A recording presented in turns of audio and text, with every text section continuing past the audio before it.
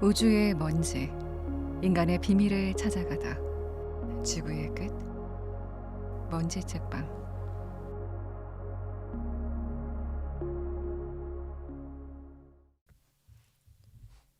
젊은 베르테르의 슬픔. 서문. 가엾은 베르테르의 이야기 중 내가 찾아낼 수 있었던 것들을 성실하게 모아 여러분에게 내놓으니 여러분은 내게 고마워할 것으로 압니다. 여러분은 그의 정신과 성격에 대해선 감탄과 애정을 느끼지 않을 수 없고 그의 운명에 대해선 눈물을 흘리지 않을 수 없을 겁니다. 베르테르와 같은 열망을 느끼는 착한 영혼을 가진 그대여. 부디 그의 슬픔에서 위안을 얻으십시오. 만약 그대의 운명이나 그대의 잘못 때문에 가까이 있는 누군가를 아무도 찾을 수 없다면 이 작은 책을 당신의 친구로 삼도록 하십시오. 제1부 1771년 5월 4일. 이렇듯 멀리 떠나오니 정말 기쁘네. 나의 소중한 친구여. 인간의 마음이란 대체 무엇인가? 그토록 사랑하는 자네를 떠나온 내가 이리도 기쁘다니. 그래도 자네 날 용서해 줄 것이라 믿겠네. 자네 외에 다른 이들과의 교제는 나의 마음을 불안케 하려고 운명에 의해 선택된 것이 아닐까. 불쌍한 레오노레. 하지만 그것이 내 잘못은 아니라네. 그녀의 여동생의 매혹에 이끌려 내 편히 대화하던 중 그 불쌍한 레오노레의 가슴 속에 애옥이 싹트는 것을 어쩌나. 하지만 정말 내 잘못이 없는 걸까? 내가 그녀의 감정을 부추긴 것은 아닐까? 그녀의 그다지 재미없는 이야기에 함께 웃으며 나 역시도 즐거워하지 않았던가? 또 나는 역시나 스스로 한탄이나 늘어놓고 있다니. 인간이란. 사랑하는 친구요. 자네에게 약속하건대 나 스스로를 개선하겠네. 여태껏 그래왔듯이 운명이 마련해준 미미한 불행을 곱씹고 있었는데 이제는 그러지 않으려네. 난 현재의 순간을 그대로 즐기고 과거는 그냥 흘려보낼 거야. 자네가 옳았네 친구요. 풍부한 상상력으로 지난 과거의 불행을 되살리지 않고 현재에 충실하며 편히 지낸다면 인간의 고통은 훨씬 적을 거야. 인간이 왜 이렇게 만들어졌는지는 신만이 아시겠지. 어머니께 당신이 맡기신 일은 잘 진행되고 있으니 곧 소식 전해드리겠다고. 미안하지만 자네가 좀 전해주게나. 그동안 아주머니와 이야기해봤는데 듣던 대로 그리 나쁜 여자는 아닌 것 같네. 성격은 좀 급해도 착한 마음씨를 가진 분이야. 난 아주머니가 움켜쥐고 내놓지 않고 있는 유산 때문에 어머니께서 불만을 가지고 계시다 전해드렸어. 아주머니는 그 일에 대해 그분 입장의 사정과 이유를 모두 말하며 몇 가지의 조건을 내걸었고 그 조건이 맞아 떨어진다면 모든 걸 내어줄 용의가 있다고 하셨네. 우리의 요구보다 훨씬 많이. 아무튼 이 문제에 대해선 더 이상 언급 않겠네. 어머니께는 다 잘 될 것이라 전해드리면 돼. 그리고 친구요. 이런 사소한 일에도 오해와 태만이 술수나 악의보다도 더 많은 갈등을 일으킨다는 것을 깨달았네. 모든 일에 술수나 악의가 드물게 개입하곤 하지만 말이지. 그건 그렇고 난 이곳에서 아주 잘 지내고 있다네. 이 낙원과도 같은 곳에서 고독은 내 마음에 큰 위안이 되어주고 이 청춘의 계절은 이따금 두려워 떠는 나의 마음을 따사로이 감싸준다네. 나무 하나하나, 산 울타리 하나하나가 만발한 꽃다발과 같다네. 난 그 안에서 한 마리의 풍뎅이가 되어 향기로운 바닷속을 누비며 모든 영양분을 찾고 싶어. 이 도시 자체는 그저 그렇지만 교외로 나가면 말로 다 표현하기 힘들 정도의 아름다운 자연이 펼쳐지지. 고인이 된 M 백작은 그 아름다움에 끌려 하나의 언덕 위에 그의 정원을 만든 거야. 이 언덕들은 이루 말할 수 없는 다채로운 아름다움이 서로 교차하며 가장 사랑스런 계곡을 이루었네. 그 정원은 소소하기 때문에 누구나 그 입구에 서면 학문적으로 뛰어난 정원사가 아닌 스스로 마음껏 즐기고 싶어 하는 감성적인 가슴을 지닌 이가 설계했음을 느낄 수 있다네. 벌써 몇 번이나 나는 고인이 된 백작을 기르며 그가 즐겨 찾던 자리이자 지금은 나의 자리이기도 한 황폐한 정자에 앉아 눈물을 흘렸지. 곧 그 정원의 주인은 내가 될 것이네. 며칠 전부터 정원사도 내게 호감을 보이고 있고 그게 그에게 나쁜 일도 없고 말이지. 5월 10일. 환상적인 상쾌함이 내 모든 영혼을 사로잡았네. 그것은 나의 가슴 가득히 즐기고 있는 달콤한 봄의 아침과도 같아. 나는 나와 같은 영혼을 위해 존재하는 듯한 이곳에서 홀로 인생을 즐기고 있지. 사랑하는 친구, 난 정말이지 행복하다네. 내가 이리도 편안하고 조용한 현재에 잠겨 있다 보니 내 예술이 방해를 받을 정도지 뭔가. 단 하나의 선도 그릴 수 없지만 그럼에도 난 지금 순간처럼 위대한 화가인 적은 없었지. 주변에 둘러싼 계곡에선 안개가 피어오르고 높이 솟은 해는 울창한 수비를 맴돌고 있다네. 그 안에 성스러운 곳에 단지 몇 가닥의 빗줄기만 새어 들어올 때면 난 떨어지는 냇물 옆 높은 풀밭에 누워 땅 가까이에 수천 가지 온갖 풀들을 본다네. 그 다양한 풀들이 얼마나 신기해 보이는지 아는가? 풀들 사이에서 움직이는 무수히 많은 작은 벌레와 나는 벌레들의 작은 세계의 우글됨을 내 가슴 가까이 느낄 때 자신의 모습과 함께 우리 인간을 창조한 전지전능한 분의 존재, 그리고 우리를 영원한 환희 속에 떠다니게 해주시는 자애로운 분의 숨결을 느낄 수 있지. 친구, 나는 눈 주위에 여명이 밝아오고 내 주변의 세계와 하늘이 마치 사랑하는 이의 모습처럼 온전히 내 영혼 속에서 쉬고 있을 때면 그리움에 몸부림치며 자주 생각에 잠기게 된다네. 아, 내 안에 충만하고 따스하게 살아있는 것을 종이 위에 살려낼 수 있다면 그것은 내 영혼의 거울이자 내 영혼은 무한한 하느님의 거울일 테지. 친구여, 그렇지만 나는 생각에 잠기다 몰락하고 말 것이야. 그 숭고함의 위력 앞에 무릎 꿇고 말겠지. 5월 12일. 이 지방에는 사람을 홀리는 정령이라도 있는 건지 따스한 천상의 상상력이 내 마음속에서 꿈틀거려 그러는 건지는 잘 모르겠지만 주변의 모든 것들이 마치 낙원처럼 느껴져. 마을 앞 가까이에 샘이 하나 있는데 멜로지네와 그녀의 자매들이 그러했듯 나도 그 샘에 매료되었다네.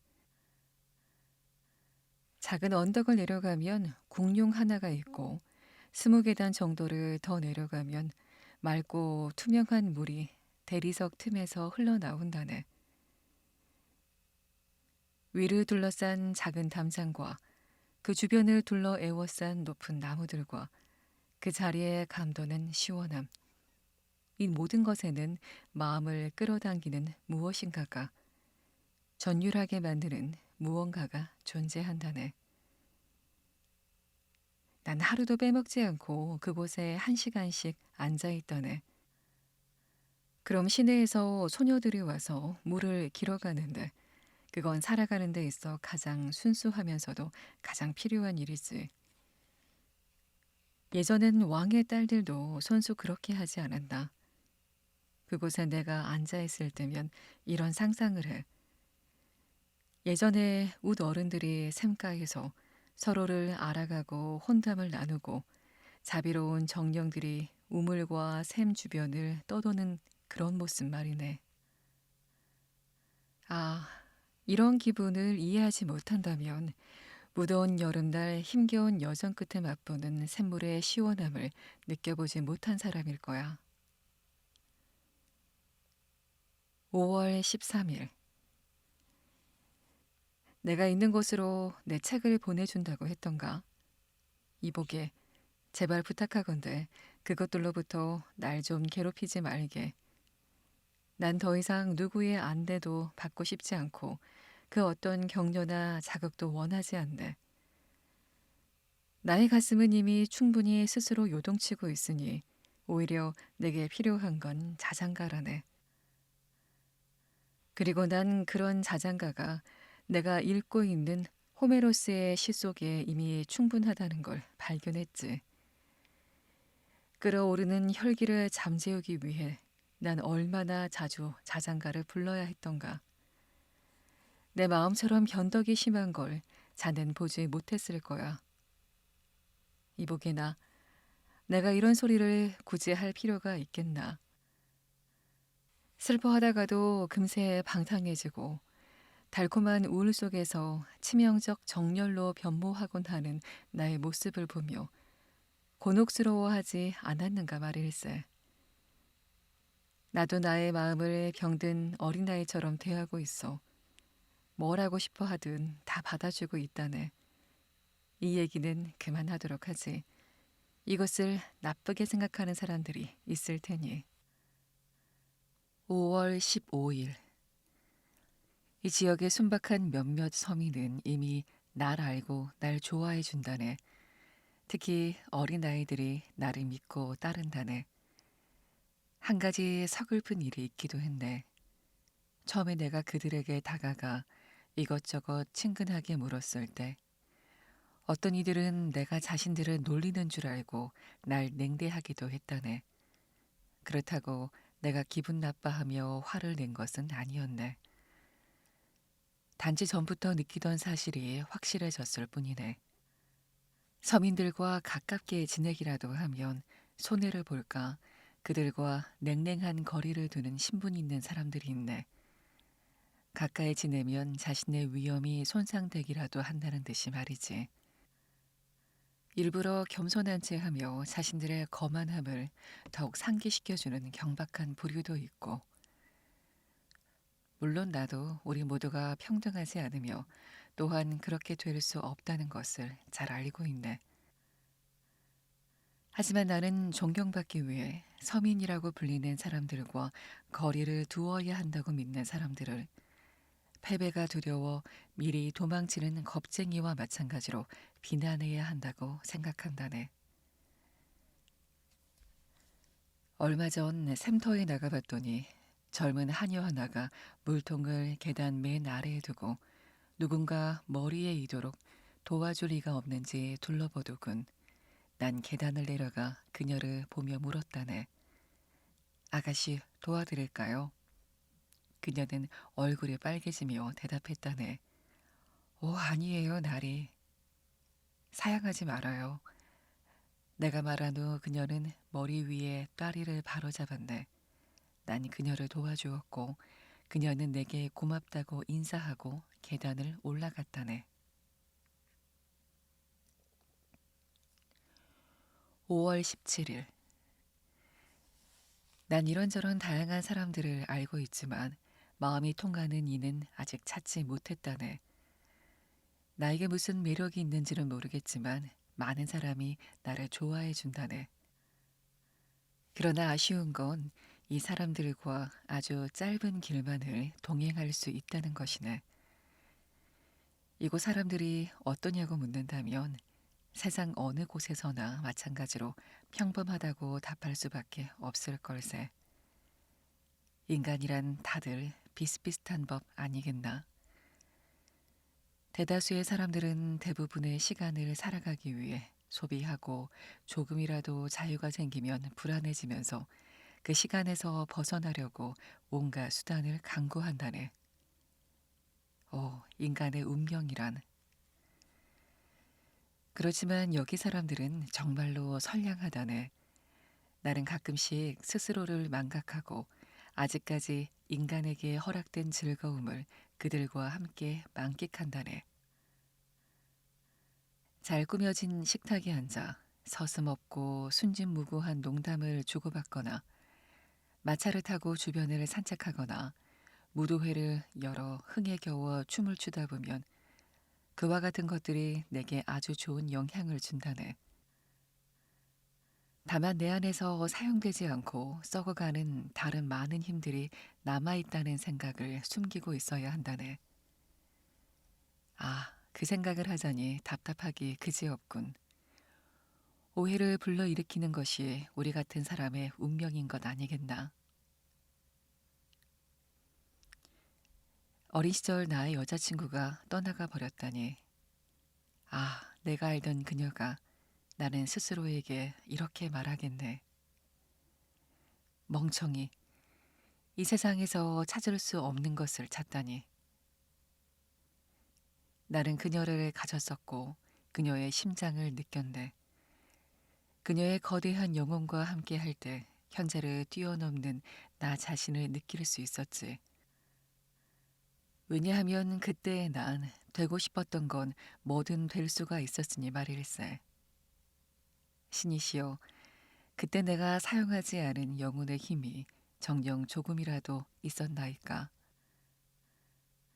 그녀 앞에서 나의 신비한 감정이 활짝 피어나 모든 자연을 품지 않았던가. 우리의 만남은 더할 나위 없이 섬세한 감정과 날카로운 농담의 영원한 뜨개질이 아니었던가. 그것들이 무례하게 변화한다 한들 모두 독창성의 표식이 새겨져 있지 않았던가.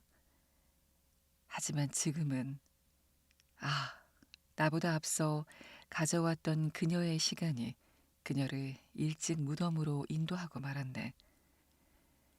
난 결코 그녀를 잊지 않아.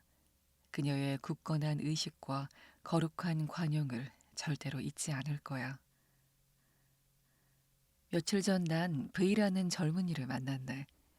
인상 좋고 밝은 청년이었네.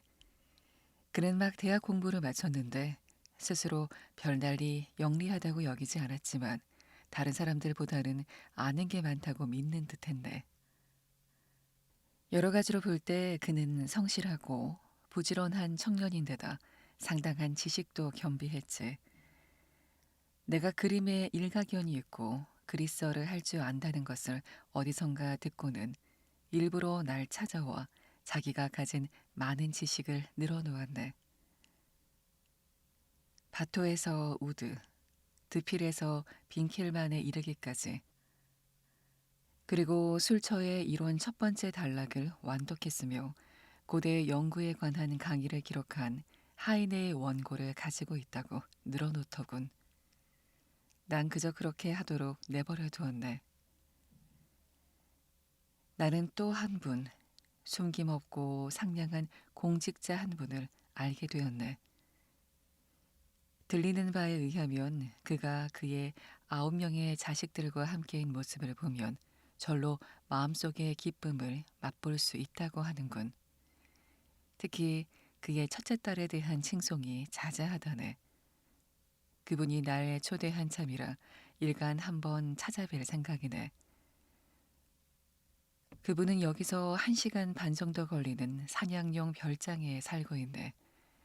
부인과 사별한 후 도시 안의 관사에서 지내는 것이 너무나 괴로운 나머지 허가를 얻어서 그리로 이사했다 하더군.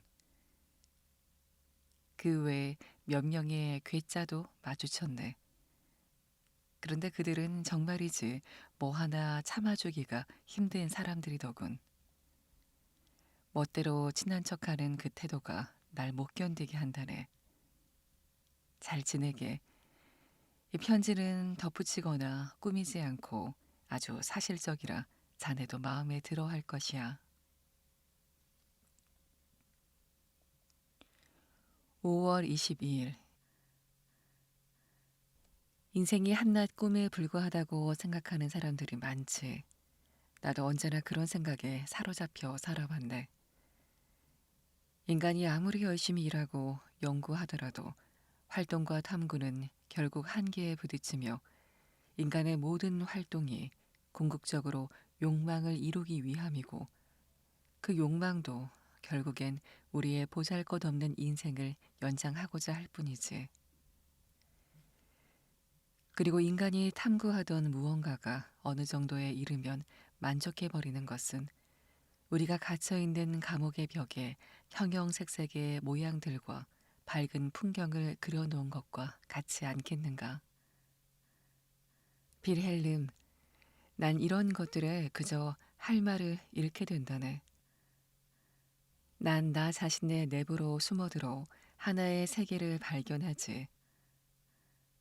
그 세상은 표현적이고 생명력이 있기보다는 관념적이고 어두운 욕망의 세계일 뿐이지만, 그 안에서는 모든 것이 내 감각 앞에 떠돌고 있고 나는 그 세계를 향해 꿈꾸는 듯 미소 짓는다네. 학식 있는 선생들은 모두 입을 모아 아이들 스스로가 무엇을 왜 원하는지 모른다고 말한다네. 하지만 어른들도 아이들과 다를 바 없이 이 땅 위를 거닐면서 자신들이 어디서 와서 어디로 가는지 모르지. 또한 확고한 목표를 쫓아서 행동하기보다는 비스킷과 케이크, 자작나무 회초리의 지배를 받고 있어. 누구도 이런 말을 믿고 싶어 하지는 않지만 나는 이것이야말로 틀림없이 사실이라 생각하네.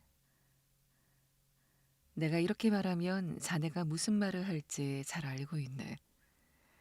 아이들과 마찬가지로 태평스럽게 하루를 보내고 인형이나 가지고 놀며 인형 옷을 갈아입히기도 하고, 엄마가 달콤한 비스킷을 넣어둔 서랍 주위를 맴돌다 마침내 원하는 걸 얻게 되면 한 입 가득 물고선 더 줘 하고 외치는 그런 사람들이 제일 행복하다 말할 걸세. 그들은 행복한 피조물들이지. 또한 자신의 하찮은 직업이나 욕정에 현란한 명칭을 갖다 붙이고 그것이 인류의 행복과 구원을 위한 대사업이라고 내세우는 사람들도 복받은 자들이지. 그렇게 할 수 있는 사람은 복되도다. 그러나 한편에는 모든 것이 어디로 향하는지 겸손하게 깨닫는 사람들도 있네. 행복한 시민들이 자신들의 작은 정원을 낙원으로 가꿀 수 있다는 것을 알고, 불행한 사람들도 무거운 짐에 힘겨워하면서도 꿋꿋하게 자신의 길을 가고, 어느 누구든 햇빛을 1분이라도 더 쬐고 싶어 한다는 것을 아는 사람들 말일세. 그래, 그런 사람은 조용히 자신만의 세계를 스스로 만들어가고 인간으로 태어난 것을 행복해 한다네. 그러고 나면 그가 아무리 갇혀 있다고 한들 가슴 속에는 언제나 자유의 달콤함을 품고 사는 것이네. 언제든 원한다면 그 감옥에서 벗어날 수 있다는 것을 알고 있지. 5월 26일. 자넨 예전부터 내 방식을 알고 있겠지. 어딘가 친밀한 장소에 작은 오두막을 짓고 조촐히 지내는 것 말일세. 여기서도 마음에 꼭 드는 그런 장소를 하나 찾아냈다네. 이 도시에서 1시간쯤 떨어진 곳에 발하임이라는 곳이 있다네. 언덕 위에 자리 잡은 발하임의 위치는 참으로 흥미롭다네. 그리고 좁은 길을 따라 마을을 벗어나면 계곡 전체를 내려다볼 수 있다네. 나이에 비해 부침성이 있고 쾌활한 여관 안주인이 포도주와 맥주, 커피를 따라준다네. 무엇보다도 마음에 드는 건 넓게 펼친 가지로 그늘을 들이우는 교회 앞의 작은 보리수 나무 2그루인데, 그 광장을 중심으로는 농가와 창고, 뜰이 있는 큰 저택들이 둘러싸고 있네. 그렇게 아늑하고 정다운 곳은 흔치 않을 걸세. 난 여관에서 작은 탁자와 의자를 그곳으로 가져와 커피를 마시며 호메로스를 읽는다네. 어느 화창한 날 오후에 처음 우연히 그 보리수 아래 이르렀을 때 그 작은 광장은 참으로 고요했었네. 모두 들판으로 일을 나갔고 4살쯤 되어 보이는 사내 아이 하나가 바닥에 앉아 생후 6개월쯤 된 아기를 자신의 발 사이에 앉히곤 두 팔로 안아 가슴에 받쳐서 마치 그 아기의 안락의자가 되어주는 듯 했었네. 아이는 생기를 띠는 검은 눈동자로 주변을 계속 살피면서도 얌전하게 앉아 있었어. 그 모습이 참으로 보기 좋았네. 나는 맞은편에 쟁기 위에 앉아 즐겁게 그 형제의 모습을 그림으로 그렸어. 바로 옆에 울타리와 창고의 문, 부서진 수레바퀴 몇 개도 배경에 있는 그대로 그려 넣었다네. 1시간 정도 지난 후에 나는 내 생각이 전혀 첨가되지 않았음에도 정돈이 잘 된 흥미로운 그림을 완성했다네. 이 일은 앞으로 자연에만 의지하려는 내 결심을 더욱 굳건하게 해주었네. 오직 자연만이 영원히 풍요로우며 자연만이 위대한 예술가를 만드는 것이네. 예술의 규칙이 가지는 장점에 대해서는 시민사회의 장점을 이야기하는 것과 마찬가지로 많은 것을 이야기할 수 있지. 법과 예의범절을 잘 따르는 이가 이웃의 비난을 사거나 극악한 악인이 될 수 없듯이 예술의 규칙을 잘 지키는 이는 몸이 건조한 것이나 조악한 것을 내보이지 않는다네. 대신에 누가 뭐라 말하든 모든 규범은 자연의 진정한 감정과 표현을 해치기 마련이야. 자넨 그것은 좀 심한 말일세. 규칙은 무성한 덩굴을 잘라내듯이 제한을 줄 뿐이야 라고 말하겠지. 이보게 친구, 내가 비유를 하나 들어보겠네. 그것은 말하자면 사랑 이야기 같은 것이야. 한 청년이 어느 처녀에게 완전히 반해서 그의 모든 힘과 재산을 그녀에게 바치고 언제나 자신의 헌신을 표현하기 위해 하루의 모든 시간을 그녀와 함께 보낸다고 가정해보지. 그때 한 속물이 이를테면 공직에서 일하는 어느 고루한 사람이 와서 그에게 이리 말할 거야. 이복의 젊은이, 사랑은 인간적인 것이니 그대도 인간적으로 사랑해야 하오. 그대의 시간을 잘 배분해서 일부는 일하는 데 쓰고 휴식 시간을 애인에게 바치게나 그대의 재산을 잘 계산해서 생활에 필요한 만큼은 남겨두고 남은 몫으로 애인에게 선물을 하시오. 나도 그것에 대해서는 반대하지 않소. 다만 너무 자주는 말고 애인의 생일이나 세례날 같은 때 선물을 하도록 하게. 그 사람의 말대로 한다면 그 청년은 쓸모 있는 젊은이가 될 거고 나 역시 그 청년을 관리로 등용하도록 모든 영주에게 추천할 것이네. 다만 그렇게 될 경우 그의 사랑은 그걸로 끝이고 그가 만약 예술가라면 그의 예술 역시 끝날 테지. 오, 나의 친구들이여. 천재의 홍수가 터져나와 자네들의 영혼을 뒤흔드는 일이 어째서 드물게 일어난다는 말인가. 사랑하는 친구들이여. 그건 그 강가 양쪽에 점잖 떠는 신사들이 살고 있기 때문이네. 그들은 자기네 정자와 튤립 화단 그리고 채소밭이 망가질까 염려해 제방을 쌓고 수로를 내서 닥쳐올 위험에 미리 대비하곤 하지. 5월 27일. 내가 흥분한 나머지 비유와 연설 늘어놓기에 치중하다 보니 그 아이들이 어떻게 되었는지에 대한 이야기를 자네에게 해준다는 걸 깜빡했네. 어제 편지에서 짧게 말했지만 난 그림 같은 분위기에 취해 쟁기 위에 앉아 2시간 정도 머물러 있었네. 그러다 저녁 무렵 젊은 여인이 팔에 바구니를 끼고 달려오며 그때까지 꼼짝 않고 있던 아이들에게 이렇게 외치는 모습을 보았네. 필립스, 정말 착하구나. 그 여인은 내게 인사를 했고 나 역시 답례를 하며 일어나서 가까이 다가가 그녀에게 아이들의 어머니냐고 물었지. 여인은 그렇다고 대답한 뒤 큰 아이에게 길쭉한 빵 반쪽을 주고 작은 아이를 안아 올려 모성애가 가득한 입맞춤을 해주었다네. 필립스에게 어린 것을 맡겨놓고서 첫째를 데리고 흰 빵과 설탕, 질 냄비를 사러 시내에 갔다 오는 길이에요. 덮개가 떨어진 바구니 속으로 그 물건들이 다 보이더군. 저녁으로 한스에게 수프를 끓여주려고요.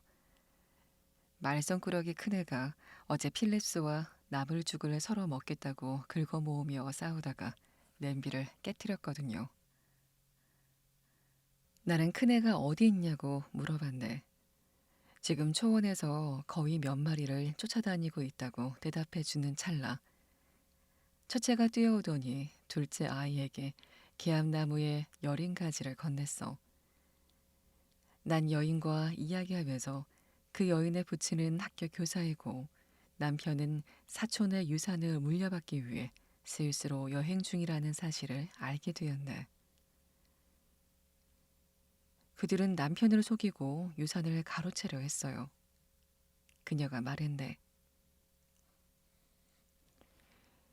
남편이 여러 번 편지를 보냈는데 답장도 하지 않는 거예요.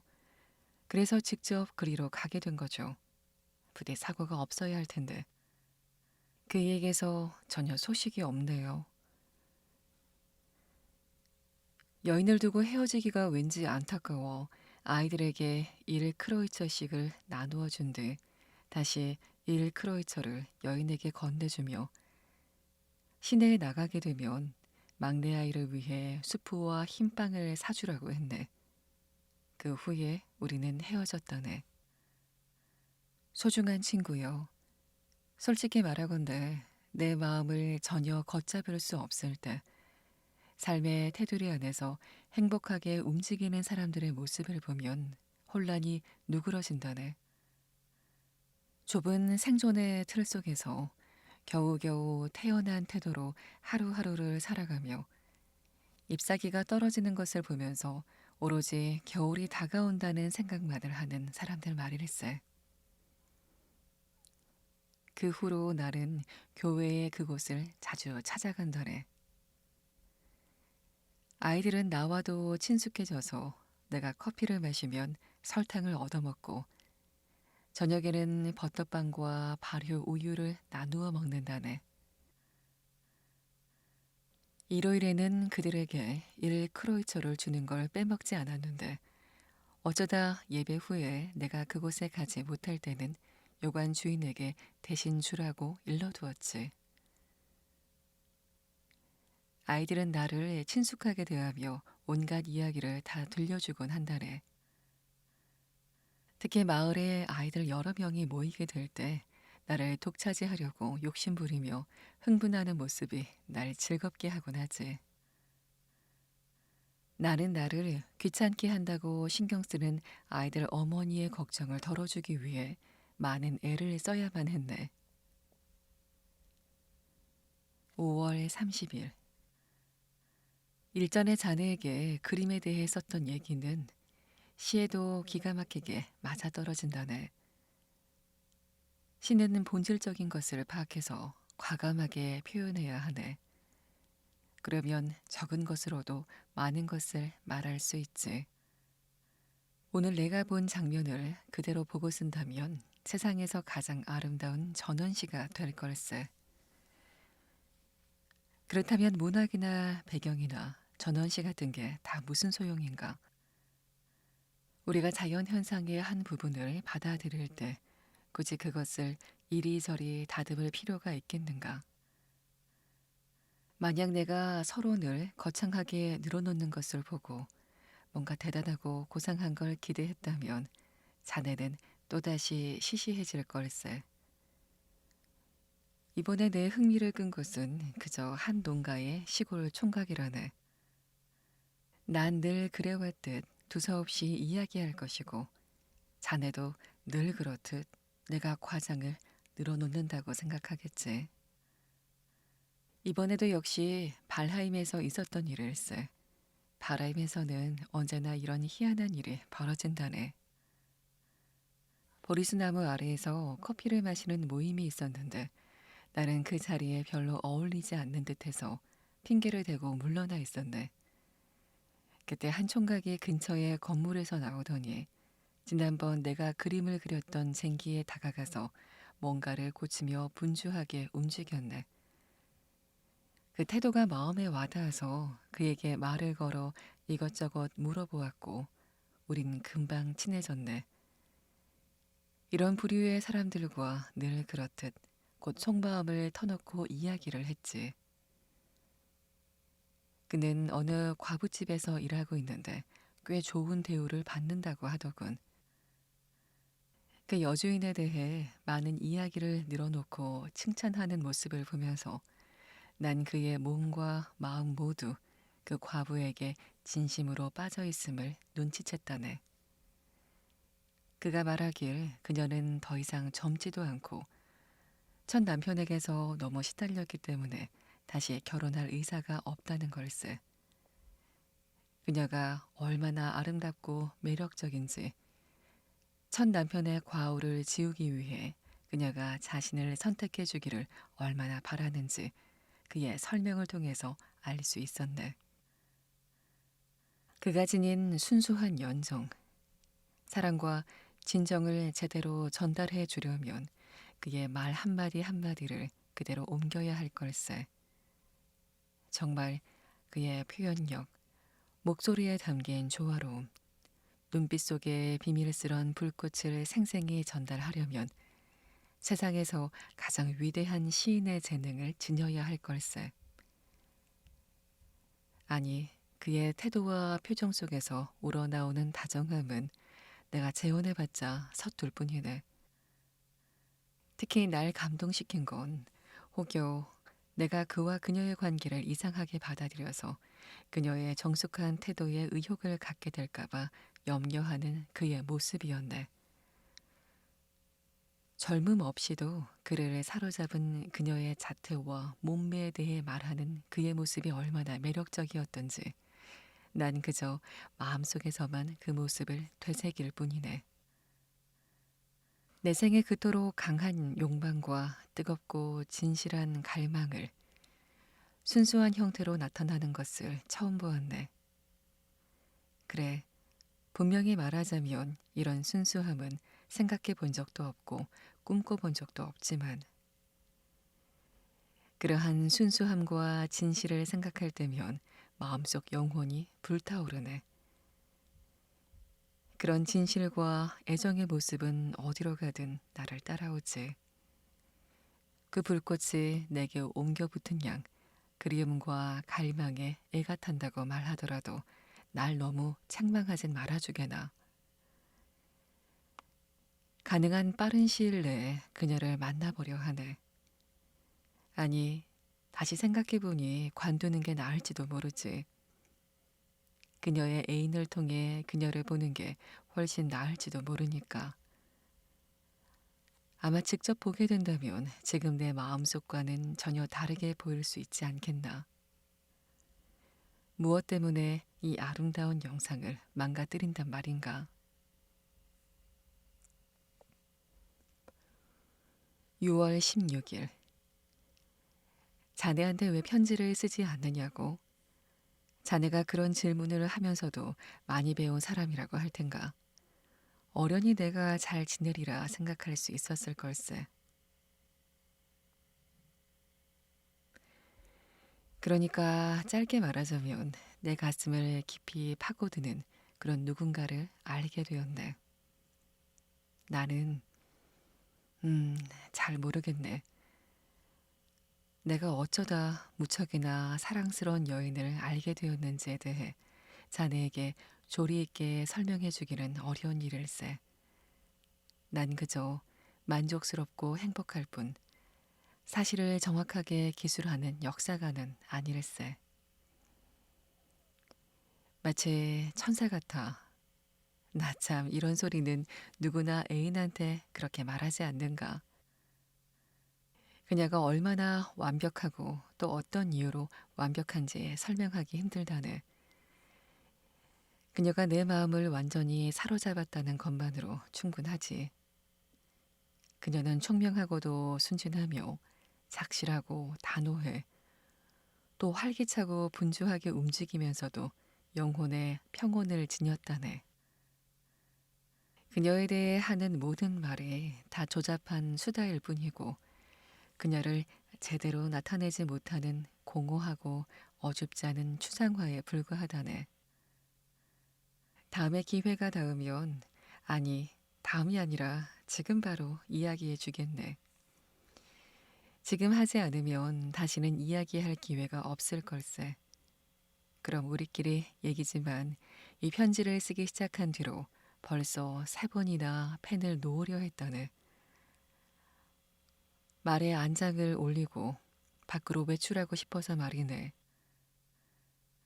물론 아침 일찍부터 밖에 나가지 않기로 굳게 맹세했지만 그런데도 자꾸 창가로 달려가서 해가 어디쯤 떴나 보게 되네. 난 마음을 다스리지 못하고 그녀에게 갈 수밖에 없었네. 빌헬름, 이제 다시 돌아와 저녁 식사로 버터빵을 먹으며 자네에게 편지를 쓰는 중이네. 귀엽고 활기찬 아이들, 8명의 형제 자매들에게 둘러싸인 그녀의 모습을 보는 것은 내 영혼에 더할 나위 없는 큰 기쁨이라네. 이런 식으로 계속 써봐야 자넨 마지막까지도 처음과 마찬가지로 무슨 소리인지 알 수 없겠지. 그럼 지금부터 상세하게 이야기해 보려고 노력할 테니 집중해서 잘 듣게나. 얼마 전에 공직자 S를 알게 되었네. 그 행정관에게 자신의 은둔처, 그러니까 그의 작은 왕국으로 한번 놀러 오라는 초대를 받았다고 일전 편지에 언급한 적이 있을 걸세. 나는 그 약속을 계속 미루고 있었네. 만일 그 한적한 곳에 숨겨져 있던 보물을 우연히 발견하지 못했더라면 내가 결코 그곳을 찾아가는 일은 없었을 걸세. 젊은이들이 그 은거지에서 무도회를 열었고 나도 기꺼이 참석하기로 했었네. 난 그곳에 사는 착하고 예쁘장하지만 그 밖에 별로 특별할 것 없는 한 아가씨에게 춤 파트너가 되어달라고 부탁했다네. 나는 마차 한 대 빌려서 그녀와 그녀의 고모를 태우고 무도회장으로 가기로 했네. 우리는 가는 중에 샤를로테라는 여인도 함께 데려가기로 했지. 이제 곧 아름다운 아가씨를 만나게 될 거예요. 마차가 숲속 넓은 길을 따라 사냥용 오두막으로 가던 중 내 파트너가 불쑥 말을 했다네. 조심하세요. 사랑에 빠질지도 모르니까요. 그녀의 고모가 덧붙여 말했다네. 그게 무슨 말입니까? 내가 물었더니 그녀의 고모가 대답을 해주더군. 그녀에게는 이미 약혼자가 있답니다. 어느 번듯한 신사분과요. 지금 부친이 돌아가셔서 여러 가지 처리할 일도 있고 좋은 일자리도 알아볼 겸 여행 중이라네요. 그때 내게는 그 이야기가 흥미롭게 느껴지지 않아서 나는 그 말을 한 귀로 듣고 한 귀로 흘렸네. 해가 산 뒤로 넘어가 종적을 감추기 15분 전쯤 우리는 별장 정문 앞에 이르렀다네. 무더위가 극성이었고 지평선에 물기를 머금은 회백색의 자욱한 구름이 깔려 있어서 여자들은 소나기라도 내리지 않을까 걱정하였다네. 나 역시 사실은 우리의 즐거움을 망쳐버리게 된 건 아닐까 걱정되었지만 어설프게 기상학 지식을 늘어놓으며 여자들의 걱정을 덜어주려 했네. 내가 마차에서 내리려 하자 대문에서 하녀 한 명이 나오더니 로테 아가씨가 곧 나올 것이니 잠시 기다려 달라고 부탁하였네. 나는 마당을 가로질러 모양새 좋게 잘 지어진 집을 향해 걸음을 옮겼네. 앞에 놓인 계단을 올라 현관문을 여니 내가 지금까지 본 것 중에 가장 수려하기 그지없는 장면이 눈앞에 펼쳐졌다네. 현관 앞에 있는 방에서 2살에서 11살 정도 되어 보이는 아이들 6명이 아리따운 아가씨를 둘러싸고 있었다네.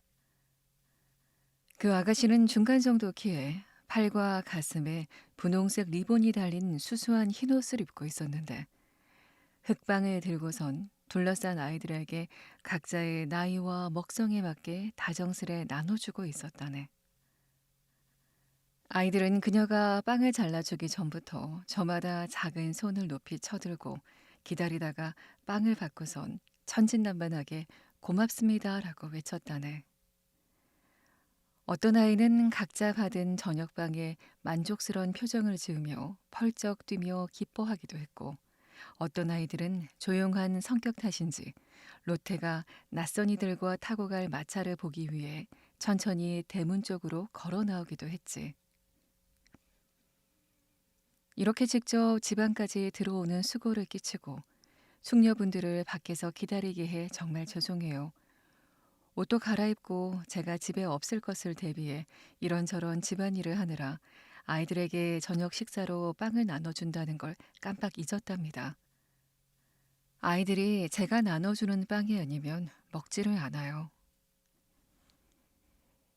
그녀가 말을 마치고 나는 그녀에게 형식적인 인사를 건넸어. 하지만 내 마음은 온통 그녀의 자태, 그녀의 목소리, 그녀의 행동에 사로잡혀 있었네. 그녀가 장갑과 부채를 챙기러 거실로 달려갔을 때야 나는 놀란 마음을 겨우 진정시킬 수 있었다네. 아이들은 조금 떨어진 곳에서 날 쳐다보고 있더군. 난 가장 귀엽게 생긴 막내에게 다가간대. 아이가 슬슬 뒷걸음질을 치던 그때 로테가 거실에서 나오며 말했네. 루이스, 친척 아저씨하고 악수해야지. 아이는 거리낌 없이 손을 내밀었고 꼬마의 작은 코에서 콧물이 줄줄 흐르는데도 난 아이에게 사랑스럽게 입맞추지 않을 수 없었네. 친척 아저씨요? 나는 그녀에게 손을 내밀며 물었다네. 제가 당신과 친척이 되는 행운을 누릴 자격이 있다고 생각하시나요? 어머, 우리의 사촌은 아주 많답니다. 당신이 그 중에서 가장 고약한 경우라면 유감이겠죠. 그녀는 장단스럽게 가벼운 미소를 머금으며 대답했네. 로테는 집을 나서면서 11살쯤 되어 보이는 제일 큰 여동생 소피에게 아이들을 잘 보고 또 말을 타고 산책 나가신 아버지가 돌아오시면 안부를 전하라 일러던데. 그리고 좀 더 나이가 어린 아이들에게는 소피를 로테 자신이라 여기고 말을 잘 들으라고 당부했네.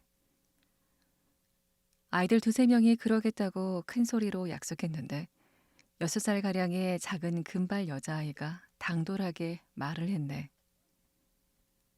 소피 언니는 로테 언니가 아닌걸. 우린 로테 언니가 훨씬 좋은데. 그러다 나는 남자아이 2명이 마차 뒤에 올라타고 있는 것을 목격했네. 내가 나서서 아이들을 말렸는데 결국 로테가 아이들에게 얌전히 있겠다는 약속을 받아내고선 숲의 입구까지만 마차를 태워주기로 허락했다네. 우린 각자 자리에 앉았고 여자들은 서로 반갑게 인사를 나누었네. 그리고 서로의 의상, 특히 모자에 대한 이야기를 주고받은 후 무도회에 참석할 사람들에 대한 이야기로 대화를 이어갔네.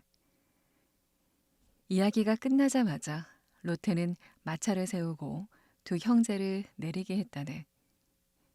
녀석들은 로테의 손에 다시 입을 맞추고 싶어 했다네. 큰 아이는 15살의 소년답게 애정어린 입맞춤을 했고 동생은 성급하게 대충하고 말더군. 그녀가 다시 한번 동생들을 배웅한 후 우리는 가던 길을 계속했지. 내 파트너의 고모가 얼마 전에 자기가 보내준 책을 다 읽었느냐고 로테에게 물었다네. 아니요, 그 책은 마음에 들지 않더라고요.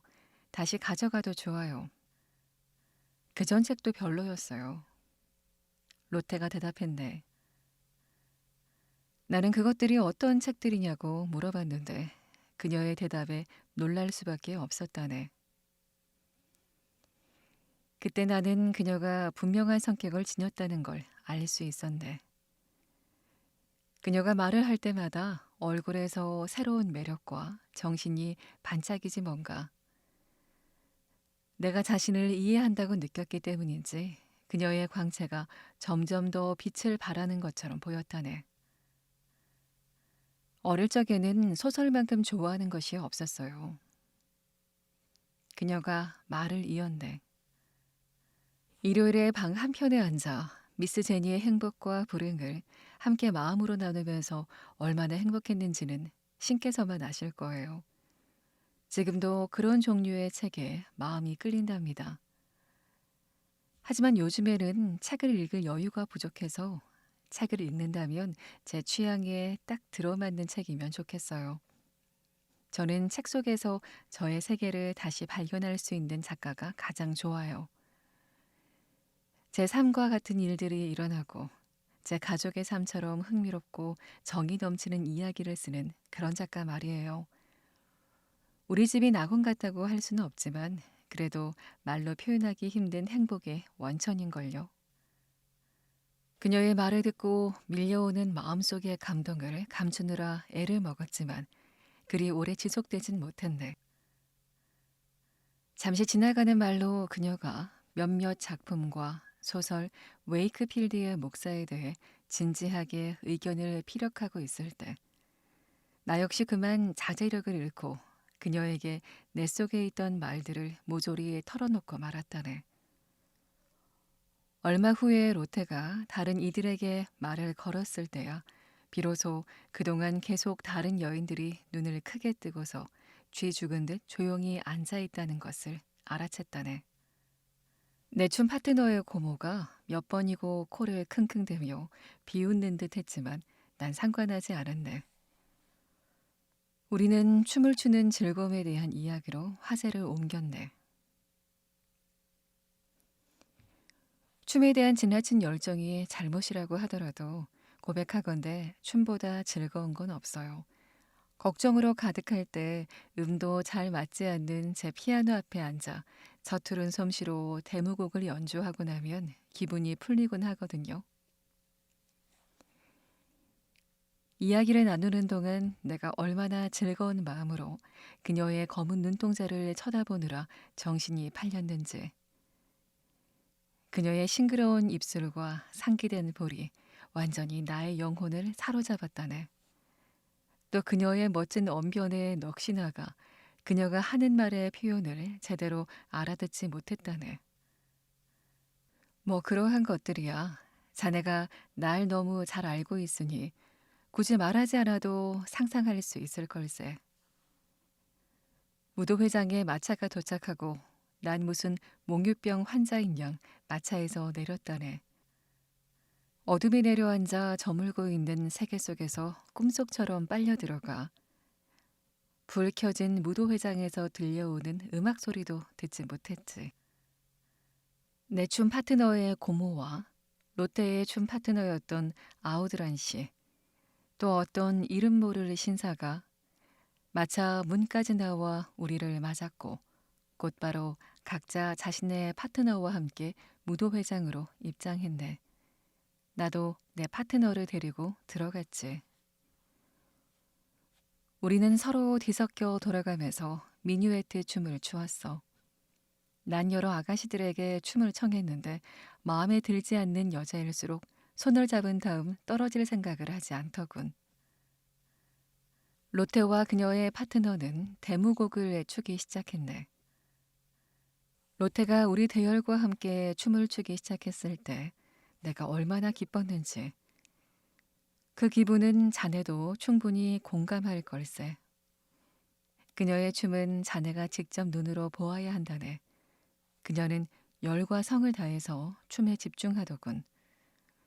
그녀의 온몸은 춤이 전부라는 듯이 조화를 이루었지. 어떠한 근심 걱정 하나 없이 춤 외엔 아무것도 생각지 않고 자연스럽게 춤을 췄다네. 그리고 그 순간 그녀 앞에 모든 것들이 사라지고 오로지 춤만 존재하는 것 같았네. 난 로테에게 두 번째 춤을 함께 추자고 신청하였네. 하지만 그녀는 세 번째 춤을 출 때 파트너가 되어 주겠다고 약속하였네. 무척이나 사랑스럽고 솔직한 태도로 말하길 자기가 가장 좋아하는 춤은 독일식 춤이라더군. 이곳에서 독일 춤을 추는 경우에 처음 짝을 이룬 파트너와 끝까지 함께 추는 것이 관례랍니다. 로테는 말을 이었네. 제 파트너는 왈츠에 서툴러서 왈츠에서 벗어나게 해주면 내게 고마워할 거예요. 당신의 파트너도 왈츠 춤에 서투르고 좋아하지 않는 것 같아 보였어요. 영국 춤을 출 때 보니 당신은 왈츠를 잘 추시던데요. 독일 춤 파트너로 저를 원하시면 지금 제 파트너에게 가서 부탁해 보세요. 전 당신의 아가씨에게 가서 얘기할게요. 나는 이 제안에 동의한다는 의미로 악수를 청했지. 그녀와 나는 우리가 춤추는 동안 나와 로테의 파트너가 서로의 대화 상대가 되어 이야기를 나누도록 자리를 만들어 주었네. 드디어 춤이 시작되었네. 우리는 한동안 서로의 팔을 이리저리 휘감으며 춤을 추었네. 그녀의 춤은 경쾌하면서도 민첩해 보였네. 곧 왈츠가 시작되어 우리는 천체처럼 서로의 주위를 돌기 시작했지. 왈츠를 제대로 출 줄 아는 사람이 거의 없어서 처음에 많은 사람들이 혼란스러워했네. 우린 영리하게 그들이 잠잠해질 때까지 기다렸고 서툰 사람들이 물러난 뒤에 아우드란 커플과 더불어 우리 두 쌍만이 익숙하게 춤을 추었네. 내 평생 그렇게 신나게 춤춰본 적이 없네. 그 순간 나는 사람이 아닌 듯했네.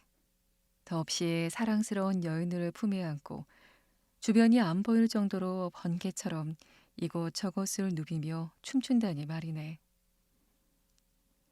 그리고 빌헬름, 솔직히 말해서 내가 사랑하고 늘 함께하고 싶은 이 소녀가 나 이외의 다른 남자와 왈츠를 추는 일은 절대 없게 하리라 굳게 맹세를 했다네.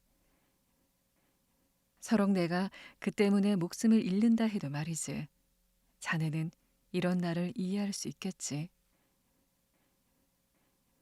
우리는 잠시 쉬기 위해 천천히 홀 안을 돌아다녔네. 그런 다음 로테는 자리에 앉았지. 내가 먹으려고 갖다 놓은 유일한 과일인 오렌지 몇 개가 그녀의 기운을 북돋는데 큰 힘을 발휘하더군. 그런데 로테가 그 오렌지를 같은 자리에 별 볼 일 없는 여자들에게 나누어 줄 때는 바늘이 가슴을 찌르는 것 같았네. 세 번째 영국식 춤을 출 때 우리는 두 번째 조가 되었다네. 군중 속을 누비면서 형용할 수 없을 정도의 순수함, 그 자체의 즐거움을 만끽하며 춤을 추는 로테의 눈을 나 역시 황홀함에 휩싸여 바라보는 기쁨은 오직 신만이 아실 거야. 그러다가 어떤 부인의 옆을 지나게 되었는데 그 부인은 그리 젊은 나이는 아니지만 귀염성 있는 얼굴인지라 전에도 몇 번 눈여겨본 적이 있던 분이었는데 그녀는 미소를 지으며 로테를 쳐다보는 듯 하더니 위협적인 손짓으로 우리가 지나칠 때 알베르트라는 이름을 의미심장하게 두 번이나 언급하는 것이 아닌가. 신뢰되는 질문인지는 모르겠지만 알베르트가 누군가요? 나는 로테에게 물어보았는데 그녀가 대답하려는 찰나 우리는 큰 팔자를 그리기 위해 잠시 떨어져야 했다네.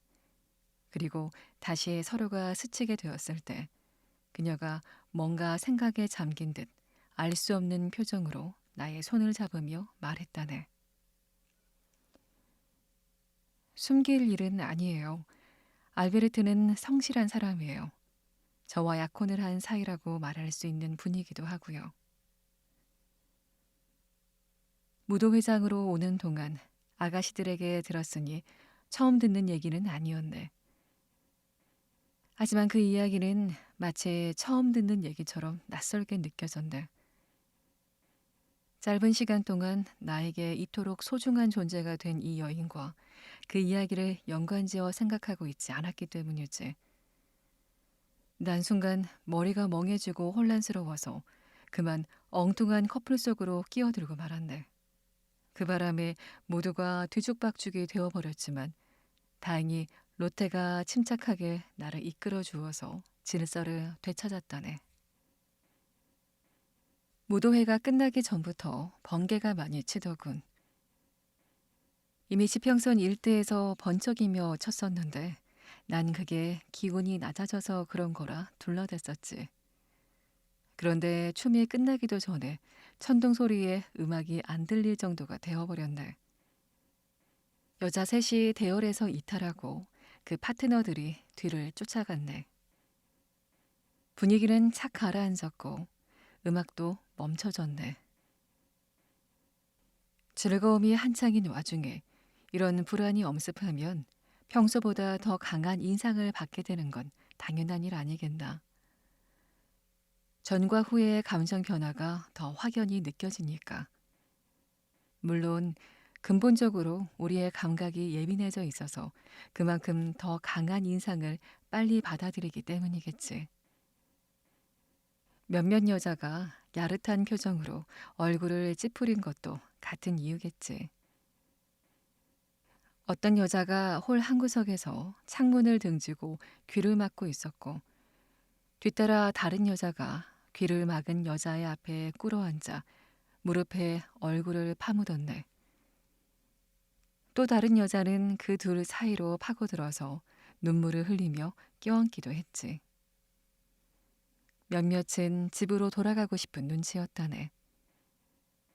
물론 그 와중에 정신없는 여자들을 노리는 엉큼한 남자들의 무례한 행동도 있었다네. 그들은 겁에 질려 불안에 떠는 여자들의 입술을 자신의 것으로 만들기에 열중한 것 같은데 신사 몇몇이 담배를 피우러 아래로 내려갔네. 그 사이 나머지 사람들은 덧문과 커튼이 있는 방을 제공해 주겠다는 집주인의 말을 사용하지 않고 방으로 자리를 옮겼네. 로테는 부산스레 움직이며 의자들을 동그란 대형으로 모으더니 사람들을 모두 앉히고 게임이라도 하는 게 어떻겠냐는 제안을 했네. 사람들은 찬성하듯 자리에 앉았어. 키스 같은 짜릿한 벌칙이라도 기대하듯 입술을 내밀며 의욕을 보이는 사람도 있었지. 숫자 세기 놀이가 어떨까요? 로테가 말했네. 자, 제가 오른쪽에서 왼쪽 방향으로 도는 동안 자기 차례에 해당하는 숫자를 차례로 세는 거예요. 각자 자기 차례의 숫자를 외치고 다음으로 넘기는 거죠. 그걸 실수 없이 빠른 속도로 외쳐야 해요. 막히거나 틀린 숫자를 외치면 뺨을 한 대씩 맞는 거예요. 그럼 시작해 볼까요? 숫자는 1000까지 세기로 해요. 참으로 재미있어 보이더군. 로테는 의욕적으로 팔을 걷고 돌기 시작했어. 하나 하고 첫 번째 사람이 외친 후 그 다음 사람이 둘, 또 그 다음 사람이 셋을 외쳤어. 로테가 점점 빨리 돌기 시작했고 그 와중에 누구 하나가 틀렸어. 찰싹. 로테가 뺨을 때렸고 모두 폭소를 터뜨리는 사이에 다음 사람도 찰싹. 그리고 더더욱 속도가 빨라졌지. 나도 2번이나 뺨을 맞았는데 다른 이들보다 로테가 나를 더 세게 때리는 듯해서 은근히 기뻐했네. 웃고 떠들며 즐기다 보니 천을 세기도 전에 게임은 끝나고 말았지. 모두 저마다 짝을 이루어 자리를 떴네. 소나기는 어느새 그쳤고 나는 로테를 따라 다시 홀로 들어갔어. 가는 도중에 로테가 말하더군. 뺨 맞기에 정신이 팔려서 모두 소나기 같은 건 잊은 것 같았어요. 나는 대꾸할 말이 없어 머뭇거렸네. 그녀가 말을 이었네. 전 굉장히 겁쟁이에요. 그런데 타인을 즐겁게 해줄 생각에 일부러 대담한 척 하다 보니 저절로 힘이 생겼어요. 우린 다시 창가로 다가갔고 천둥 소리는 저 멀리서 울리고 비가 조용히 내리고 있었네. 쾌적한 향기가 공기 중에 충만하게 뒤섞여 우리에게 풍기더군. 로테는 창틀에 팔을 걸치고 서서 조용히 바깥을 바라보았네. 하늘을 응시하다 불현듯 내게 시선을 돌렸는데 그녀의 눈에는 눈물이 가득 고여 있었다네. 그녀는 자신의 손을 내 손 위에 지그시 얹으며 클럽 슈토크라고 말했네. 난 그 순간 그녀의 머릿속에 떠오를 장엄한 송시를 마음속에 새기며 그녀가 수수께끼 같은 말로 전하고자 했던 감정의 흐름 속에 잠기고 말았네. 나는 벅차오르는 감정을 추스르지 못하고 환희의 눈물을 흘리며 몸을 굽혀 그녀의 손에 키스를 했다네.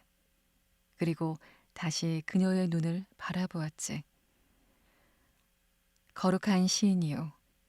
당신이 이 눈빛에 담긴 공경심을 볼 수만 있다면 더럽혀진 그대의 이름이 또다시 사람들의 입에 오르내리는 것을 듣고 싶지 않습니다. 6월 19일.